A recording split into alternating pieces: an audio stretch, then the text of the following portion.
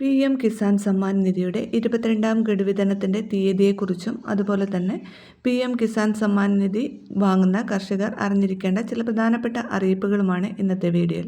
Video like ചെയ്യാനും അതുപോലെ hype ചെയ്യാനും മറക്കരുത്.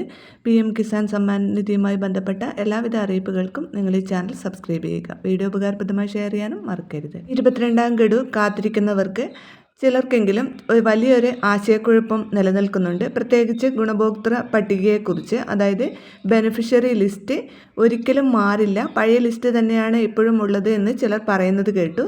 എന്നാൽ ഇതിൻ്റെ സത്യാവസ്ഥ എന്താണ്? ലിസ്റ്റിൽ പേരുള്ള എല്ലാവർക്കും പണം ലഭിക്കുമോ? 22ാം ഗഡുവിൻ്റെ വിതരണ തീയതി എന്നിവ വിശദമായി നോക്കാം. PM കിസാൻ ഗുണഭോക്താക്കളുടെ പട്ടിക, അതായത് ബെനിഫിഷ്യറി ലിസ്റ്റ്, സ്ഥിരമായ ഒരേ ലിസ്റ്റല്ല. ഓരോ തവണയും ഇൻസ്റ്റാൾമെൻറ്റ് തുക വിതരണം ചെയ്യുന്നതിന് മുമ്പായി അർഹരായ കർഷകരുടെ പട്ടിക സർക്കാർ പുതുക്കാറുണ്ട്.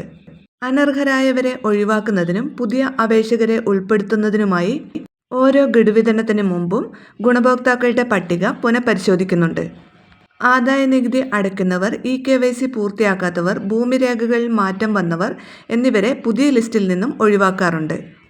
അതുകൊണ്ട് തന്നെ ഓരോ തവണയും പണം ലഭിക്കുന്നതിന് മുമ്പായി ബെനിഫിഷ്യറി ലിസ്റ്റ് എന്ന ലിങ്കിലൂടെ നിങ്ങളുടെ പേര് പുതിയ പട്ടികയിലുണ്ടോ എന്ന് നിങ്ങൾക്ക് സ്വയം പരിശോധിക്കാവുന്നതാണ്.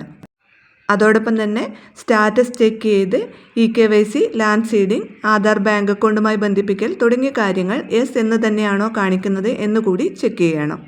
ഇനി എല്ലാവരും കാത്തിരിക്കുന്ന 22ാം ഗഡു വിതരണത്തിൻ്റെ തീയതിയിലേക്ക് വരാം. നിലവിൽ ലഭിക്കുന്ന സൂചനകൾ പ്രകാരം പ്രധാനമന്ത്രി നരേന്ദ്രമോദി മാർച്ച് 13-ന് ആസാം സന്ദർശിക്കുന്നുണ്ട്. സാധാരണയായി ഇത്തരം വലിയ വേദികളിൽ വെച്ചാണ് അദ്ദേഹം PM കിസാൻ സമ്മാൻ നിധിയുടെ തുക വിതരണം ചെയ്യാറുള്ളത്. മാർച്ച് 13-നാണ് പ്രധാനമന്ത്രി നരേന്ദ്രമോദി ആസാമിലെ ക്രോക്കജാർ സന്ദർശിക്കുന്നത്.